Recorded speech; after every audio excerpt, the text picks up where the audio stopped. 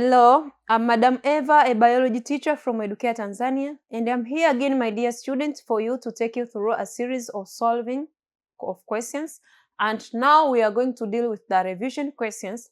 Wonderful enough is from the book of Tanzania Institute of Education. We can abbreviate it as TAI, and in the topics of different sessions we learned here at Educare Media Tanzania. But today we'll make the continuation of our exercises from the topic of genetics from 4. As we know, in that topic there are lots of exercises, but they are indicated in number. There is the revision exercise 2.1, there is that of 2.2, 2.3 until 2.9, and we finalize with the revision exercise number 3, which comprise lots of questions, almost 30. But today we are going to make the continuation of our revision exercise 2.3. And now we are going to proceed with the question number 3. We can see a red flowered rose was crossed with a white flowered rose, and all members of F1 generation were pinky. When the pinky flowered plants were selfed, a mixture of red, pinky, and white flowered plants were obtained. Illustrate the above information using genetic cross diagrams. This is our question number 3. We'll deal with the question number 3 and the question number 5. Question number 4, I determined that it was very too long. Nikaona kwamba nikiliweka katika kipindi hiki litakuwa boredom, so nikalitengea kipindi chake kingine ambacho ni kipindi kitakachofuata. But today we learn on the question number 3 as well as the question number 3 and question number 5. And in our question I will have to repeat it again ili uelewe vizuri, maana most of students they confuse. Tunaona kwamba question states as a red flowered rose was crossed with a white flowered rose, and all members of F1 were pinky. When the pinky flowered plants were selfed, a mixture of red, pink, and white flowered plants were obtained. Illustrate the above information using genetic cross diagrams. Kwanza swali letu linatoka kwenye issue za incomplete dominance na codominance, ambako zilikuwa non-Mendelian inheritance. And non-Mendelian inheritance we learned here at our Media Educare Tanzania. Ukienda kufanya follow up ya sessions utapata kuona tumesoma about non-Mendelian inheritances, ambako tuli explore on incomplete dominance and codominance. Our question states as kwamba tulikuwa tuna red flowered plants, tuka cross na white flowered plants, tukapata F1 generation ambayo ni pinky in color. But after crossing this pinky flowered plants, kilichotokea tulipata F2 generation ambayo ni mchanganyiko wa red, white na pinky. So tunachohitajika hapa ni kufanya illustration ya hizo expression. Yaani ni kitu ambacho kimetolewa in expression form, we have to put it in illustration, more illustration. And now tumeambiwa tutumie genetic crossing diagrams. Genetic crossing diagrams, there are about 2. Tuna Mendelian crossing na Punnett square crossing. So you will choose your own, utumie ipi. Me, I choose to use the Punnett square crossing. As you can see here, in this scenario described, we have a classic example of incomplete dominance in flower color in roses, and the information can be represented as follows. Hapa ni incomplete dominance. Tukisema incomplete dominance, my dear student, tunamaanisha kitu gani? Before sijaendelea sana nikakuconfuse. Tunapozungumzia incomplete dominance tunamaanisha kwamba neither of the two character is dominating other one. Yaani hakuna character hata moja ambayo itaji express instead of the other. For instance, tuchukulie urefu, height I mean. Mimi hapa naweza ukaniona ni tall, but ukija ukiangalia genotype yangu nina T kubwa na T ndogo. It means kwamba allele ya tallness imemaski small t ambayo ni allele ya shortness. So mimi nitaitwa ni complete dominance, yani hii condition itaitwa ni complete dominance. But tuna red flower na tuna white flower, zikatuletea red and white ambayo mchanganyiko wake ukawa ni pinki. Either katika hiyo pinki hakuna kwamba kusema labda red kamdominate white, hapana. That is incomplete dominance. Incomplete dominance ni dominance ambayo haijakamilika. Hope umeelewa. And now kabla hatujaanza kuonyesha crossing, lazima tu indicate symbols in which capital letter R is for red flower dominant allele and small letter R is for white flower which is recessive allele. But in combination of these two allele you will get pinky flowered which is heterozygous. As you can see, parental generation red flowered rose is this one, homozygous red, and white flowered rose which is homozygous white. And in F1 generation you can see when we cross the red rose with the white rose, small letter R can be seen as shown here. Nenda kuangalia ukimcross the homozygous red and homozygous white utakuja kupata resulting F1 generation kama tutakavyoenda kuiona hapa. For instance, ukiangalia hapa, ukichukua this one utapata the resulting both are the pinky. Sio lazima tu tumie small letter R, unaweza ukatumia zile capital letter W kumaanisha kwamba white, kwa sababu none of them are dominance. And then baada ya kufanya hivyo unapata F1 generation. As what I'm trying to tell you ni kwamba hapa there might be a mistake. White flowered rose, or from letting here you may there is no recessive or dominant. Katika incomplete hatuna recessive wala dominant, so it's okay kwamba R for red flower, but here you may put capital letter W to stand for white flower. So I advise you to use the capital letter R for red flower and the capital letter W to represent white flower. I hope you understand what I mean.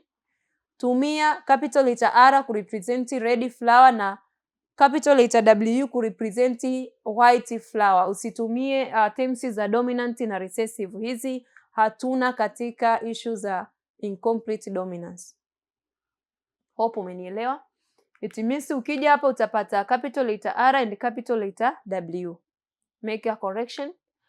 And on crossing F1 generation you will get here. For instance, here is capital letter W and capital letter W. The resulting utapata RW offsprings. And then kwamba hao tutawaita ni pinkish in color. It means kwamba neither of the traits is dominant. That's why hapa nikakwambia ondoa issue ya recessive na dominant, hazipo katika issue ya incomplete dominant. And now after getting the resulting F1 generation, you can see all offsprings have the genotype of, let's say RW. Let's say assume this R is W, which is pinky flowers. Kwa hiyo F1 generation wote watakaotokea watakuwa ni pinkish in color, kwa sababu hapo kwa nini tunasema ni incomplete dominance? Hapo sio red wala sio white color ambayo imedominate kizazi, bali color zote zimekuwa expressed kwa equal. Tunasema zimekuwa expressed equal. Hakuna trait ambayo imemdominate mwenzake. And then twende tukaangalia F2 generation. You can see next we self cross the F1 generation. Tukiself cross F1 generation, let's continue with our assuming is small letter R as well, capital letter R na capital letter W. We can see here this is R and this will be capital letter W and this here. Kwa hiyo tutapata huyu hawa wawili ambao ni capital letter, hizi R ni capital letter na kwa capital letter W, and this will be capital letter W mbili, tukimaanisha ni white. After hapo tutaenda kuangalia the resulting genotypes and phenotypes in F2 generation. From this cross we observe the following genotypes. This mean red flowers alikuwa mmoja.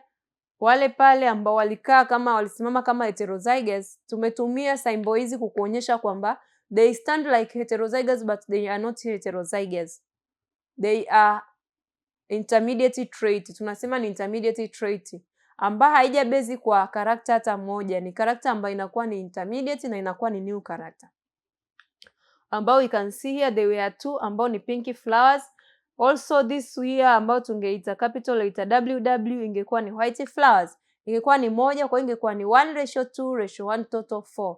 Total number itakuwa ni 4 offsprings ambao ni offsprings walo result from the from that F1 crossing of F1 generation. So this is all about genotypic ratio, and it will be like this 1:2:1. And on the phenotypic ratio of F2 generation tutaona kwamba phenotypic ratio nayo itakuwa ni 1 red, sorry for here, not 3 red ratio 1 white. Hapana, phenotypic ratio itakuwa ni 1 red, itakuwa ni 2 pinky na 3 na 1 white, kwa sababu hii kala ya katikati haijabeba sifa yoyote. That's why nikasema hapa, kwa sababu ilitumika hii small letter R, use capital letter W, ambako hawa W watakuwa mmoja. Hapa kwenye red atakuwa mmoja, lakini katika pinki watakuwa wawili. Kwa hiyo katika phenotypic ratio ni sawa tu na genotypic ratio. So you don't have to worry. Here you will write 1:2:1. Hope umeelewa vizuri na hautakuwa na complication. Is just a typing error ambayo ilijitokeza katika kuandika majibu ya hili swali. And now my dear students, let's take a look on the summary of the result. F1 generation from parental generation, genotypes walikuwa all pinky flowers, but F2 generation genotype walikuwa ni 1:2:1. Phenotypic ratio ilikuwa nayo ni 1:2:1. Remember my dear students, usisahau ukaandika 3:1 is 1:2:1. Hope you understand na hautafanya mistake. Now we are going to look on the question number 5 after looking on the question number 3. Remember nimekuambia we jumped the question number 4 because it's too long kuweza kulifundisha kuchanganya na maswali mengine, kwa sababu itakufanya utakuwa bored. Swali hilo tutalifundisha katika session yake pekee. Swali namba 4 tutalifundisha katika kipindi chake pekee yake. And now you can see in your question number 5, in Keto capital letter RR, or we can say homozygous capital letter R mean brown, capital letter R and small letter r, or heterozygous we can see neuron, and the small letter RR we can see it is white. Then what are the expected phenotypes and their frequencies in the offspring resulting from the crosses between? Tumepewa conditions here, but per each condition inabidi tuonyeshe expected phenotypes and their frequencies of the offspring. Tuonyeshe phenotype na frequency ya resulting offsprings. Starting with a brown bull and a white cow. To cross kati ya brown bull and white cow. Tuone nini kitakachotokea. You can see the answer. In Keto, the inheritance of coat color will follow a pattern where this is a brown homozygous, this is roan heterozygous showing both a brown and white patches, but this one is white homozygous recessive. Tunapozungumzia patches ni madoadoa. Kwa hiyo roan ni ng'ombe ambaye ana madoadoa meusi na meupe yote, lakini white ana meupe peke yake na black ana meusi peke yake. I mean brown, sorry. Ana madoadoa ya brown peke yake. And now tukianza na scenario 1, tutasema let's evaluate the offspring's phenotype and their frequency for the specific crosses. Cross brown bull and white cow. You can see. Sorry. You can see here. This is a cross of brown bull and white cow. you can see parental genotype will be this one, and this one. We are going to consider the Punnett square. On Punnett square, this is the brown bull and white cow. The resulting offsprings all they are roan. Wamechukua brown cow bull tukamcross na white cow, kilichotokea wakazaliwa offsprings wote ambao wana manyoya ambayo yamechanganyikana meusi na ya brown. So this is the resulting offsprings. From this resulting offsprings tunabidi tuonyeshe the phenotype, probable phenotype na frequency ya hao offspring ambao wametokea. Tukianza na offspring genotypes, 100% walikuwa ni roan. Phenotypes nayo 100% ilikuwa ni roan. Brown walikuwa 0, white walikuwa 0. This is exactly yes. Now we are going to look on the this is all about the frequencies. Tulikuwa tunazungumzia frequencies of the phenotypes and genotypes. Ilikuwa genotypically walikuwa 100% roan, but the needed one ilikuwa ni phenotypes. Roan ilikuwa 100%, lakini ukija kwenye white na brown zilikuwa ni 0 to 0. And then tuje kwenye part B ya kucross brown bull and roan cow. Tukizungumzia situation ya kwanza tulichukua brown bull and white cow. Now tuna cross brown bull and roan cow. Now we can see parental genotypes. Brown bull is this capital letter R, genotype dominant, and roan cow we can see this is some kind of heterozygous, R and small letter R. And now we are going to consider the Punnett square below. Remember, this is the kind of codominance. Tunapozungumzia codominance, swali letu limetokea katika codominance. Codominance ni kitendo cha zile traits kujiexpress equal. Lakini incomplete dominance ni kwamba neither the trait dominate the other. But this codominance ni kwamba trait zote zinajionyesha kwa kiwango sawa. That's why ng'ombe ana result kuwa roan, anakuwa na madoadoa kwa sababu kila trait ilikuwa inapigana kudominate, baadaye zikajiexpress equal. So I hope you understand. And now I need you to consider this Punnett square involving the crossing between the brown bull and the roan cow. You can see here from this Punnett square the resulting offsprings, you can see 2 are brown and 2 are roan. Tutapata brown wawili na roan wawili. So percentage hapa au tutasema ratio hapa itakuwa ni 2/2. Watakao result itakuwa ni 2/2 na percentage itakuwa ni 50/50. For instance, ukiona hapa offspring genotypes wa 50% brown, 50% roan, but phenotypes ambao ndo tulikuwa tunahitajika kutoa, brown walikuwa ni 50%, roan walikuwa ni 50%, but white is 0. This is all about part B. Let's go on the part C of our question. Was all about crossing roan bull and roan cow, and parental genotypes zitakuwa ni roan bull ambako ni heterozygous form ambao ni capital letter R and small letter R, na roan cow the same. And by using Punnett square you can see here tutapata the single brown, 2 roan and 1 white. Kwa tutapata offsprings wa colors tatu tofauti. Wa kwanza tutamwona yuko ni brown mmoja, 2 atakuwa ni roan na mmoja atakuwa ni white. So percentage hapo itakuwa ni 25 to 50 to 25, ambako phenotypic percentage na itakuwa expressed kwa mfumo huo. For instance, you can see here offspring genotypes ilikuwa 25 to 50 to 25. 25 meaning brown, 50 meaning roan na 25 meaning white. My dear student, namna ya kutafuta hizi percentage nishakuelekeza. For instance, ukiona hapa brown walikuwa mmoja, lakini unajiuliza ni 1 out of how much? Ni 1 out of 4, unachukua 1/4 unazidisha kwa 100 utapata 25. The same applies to other traits. And now tukiangalia phenotypes, you can see brown now ilikuwa 25, roan ilikuwa 50 na white ilikuwa 25. So unakuwa umejibu swali lako vizuri na kwa usahihi zaidi. And my dear student, this is the question number 3 and number 5. This marks the end of our good session of today. I would like to say thank you for following us, Educare Media Tanzania. Don't forget to subscribe, share and like. Thank you.